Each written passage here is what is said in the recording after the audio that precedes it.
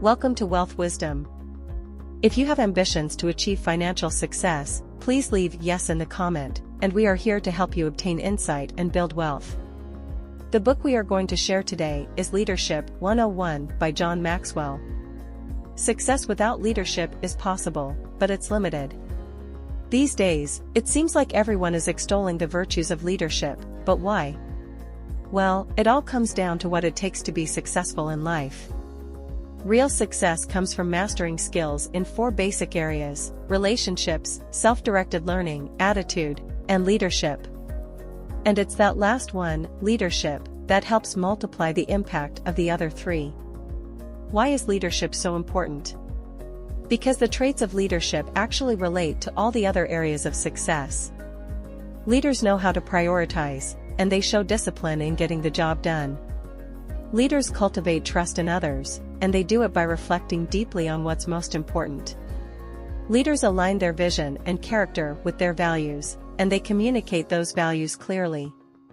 In short, getting leadership right can make or break success in other aspects of life. Take 2 brothers, Dick and Maurice. These brothers opened a drive-in restaurant in Pasadena in 1937. They saw the potential in California's booming car culture and created a restaurant where patrons were served food in their cars, complete with china and silverware. Their car hop venture was a huge hit, and by 1940 they were enjoying enormous profits. But by 1948 they could see that drive-in culture was on the wane.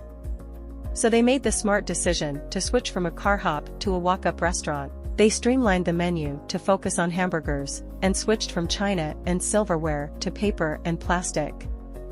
Their profits doubled with the changes, and they opened a second location. And that's exactly where the story of Dick and Maurice McDonald would have ended if it weren't for the entrance of a visionary leader, Ray Kroc. The McDonald brothers wanted to grow, but they didn't want to shoulder the extra work of opening more restaurants themselves. Kroc was familiar with the concept of franchising, and he saw the potential in McDonald's opening up in many cities. In 1955, he partnered with the brothers to form the McDonald's Corporation. In the next 4 years, they opened 100 additional restaurants. 4 years later, there were 500. In 1961, for just over $2.7 million, Ray Kroc bought the rights to McDonald's. Today, McDonald's has restaurants in most corners of the world. It's true that Dick and Maurice McDonald worked hard and were very successful, but it took a leader to see the company's true potential, develop a vision, and get the right team on board to make it grow into a worldwide phenomenon. So, how can you do the same? That's what we'll tackle in the next chapter. Before we continue, if you are interested in this topic, please consider subscribing and give us a thumb up. Let's continue. Leadership is a journey that never ends. If the story of a legendary leader like Ray Kroc is inspiring, that's great. But leadership isn't just for leaders. And, spoiler alert, those folks at the top of the corporate ladder might not be leaders either. They may not even see what opportunities they're missing, or what potential influence they aren't having. No matter where you are on your leadership journey, a good place to start is understanding the 4 phases of leadership. That's right, leadership is a process, and it has 4 distinct stages. The first phase is acknowledging that, like everyone else, you don't know what you don't know. Whether you want to grow in a new role or deepen an important relationship, you can't know everything from the start. Uncovering your blind spots takes curiosity, soul-searching, and research, but in the process, you're already starting on the next phase. Phase 2 is getting to the point where you know what you don't know.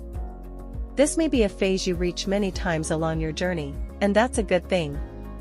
Successful leaders are lifelong learners. They learn today to lead tomorrow. They make reading, audiobooks, or study a daily habit, and education is an ongoing part of their lives.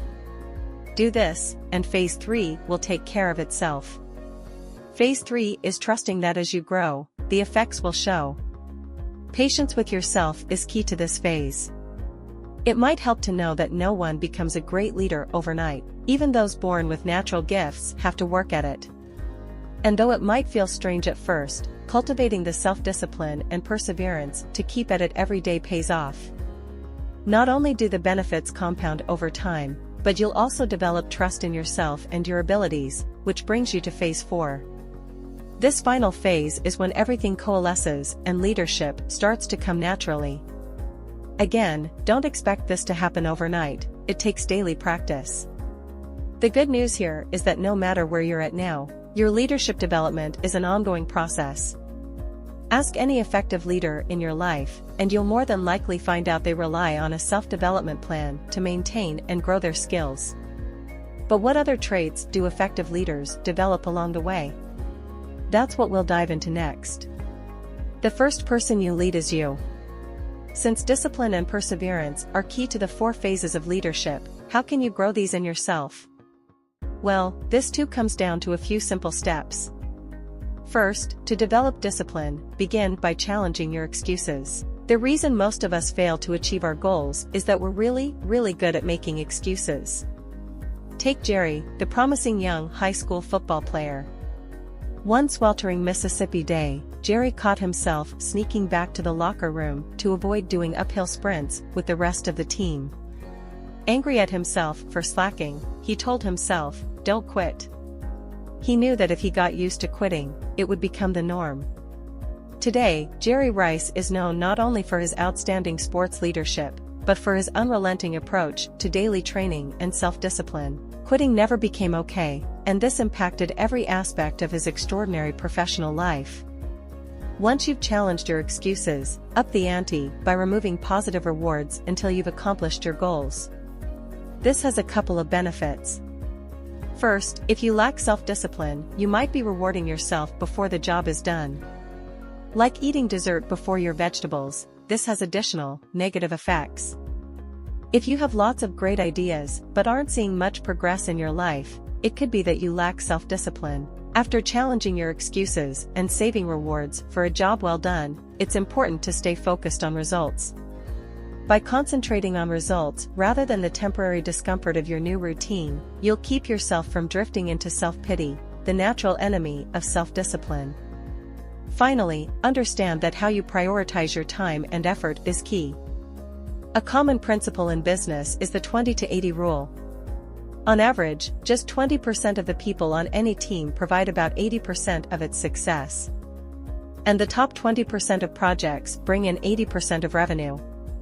So, it's common for successful leaders to spend 80% of their time on the top 20% of their priorities. This works for everyday life too. Spend 80% of your time or resources on the top 20% of your people or priorities. While your priorities will naturally shift over time, being aware of your choices can help you adapt quickly too. We often don't realize what's truly important until it's too late. Remember that too many priorities can paralyze you, so just focus on those that are most important. Finally, it's okay to prioritize the things that bring you the most reward.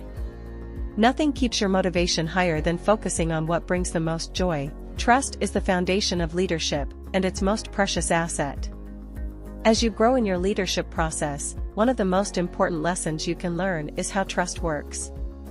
Imagine that you begin your first day in a new job with a pocket full of petty cash. Each good decision you make adds to the stash in your pocket, and each poor decision costs you. No matter how good your intentions might be, too many poor decisions will ultimately leave your pocket empty. Similarly, every leader starts with a certain amount of goodwill when they begin in a new role. Over time, this trust either builds or fails based on a leader's actions. There are 3 basic traits you'll need to demonstrate to inspire trust in others: competence, connection, and character, and they're not all alike. For instance, many can forgive a leader for an honest mistake or a lapse in competence, especially when they're new or always trying to learn. But lapses in character or violations of trust can have a lasting effect. Like self-discipline, character is the secret to successful, enduring leadership. Not only does it communicate consistency and strength to those around you, it also demonstrates a real connection with others. Character communicates respect to those around you. When a leader makes sound decisions, readily admits to their mistakes, and puts their followers' agendas ahead of their own, they foster mutual respect and trust that elevates any team. And when all this trust and mutual respect is established, what's next? That's when the real power of leadership becomes clear, as we'll see next. Successful leadership is measured in influence. At the start of this quick tour through the basics of leadership, we made a bold claim that leadership is the secret sauce that multiplies and amplifies your success. Let's dig a bit deeper into this. We'll start by looking at why bad leadership sometimes prevails. In business, even poor leaders have a lot of leverage, which they can use to their advantage. They control the working conditions and salaries of their employees, after all. The same is true for military leadership, where rank can be pulled to order compliance or punish insubordination. Parents, too, can be ineffective family leaders, but young children are dependent and have little choice but to follow. But none of this applies to volunteer organizations, charities, or religious institutions. In fact, any group that relies on people choosing to follow a leader relies on the real power of leadership, influence. Why influence? It boils down to two major factors. First, if you can't force people to follow, then you'll have to influence them.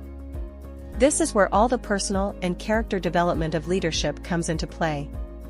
For pastors, community leaders, educators, and the like, demonstrating the competence, connection, and character of a leader is essential to get anyone to follow. Influence also requires vision. A vision is the shared future of any project or endeavor. If you can't align that vision with everyone's values, or communicate that vision clearly and passionately, no one will see it clearly or rally to bring it about. The second factor comes with time. The most vital benefit of successful leadership is how it influences others to take up their own leadership journey.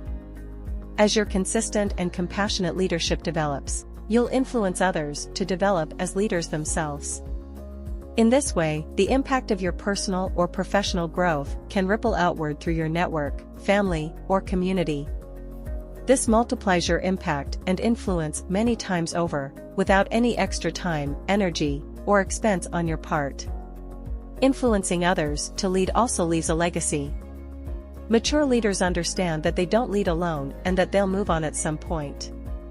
Preparing the organization for this transition is a part of their work right now. Mentoring and growing tomorrow's leaders helps ensure success long past the time your own life's work is done.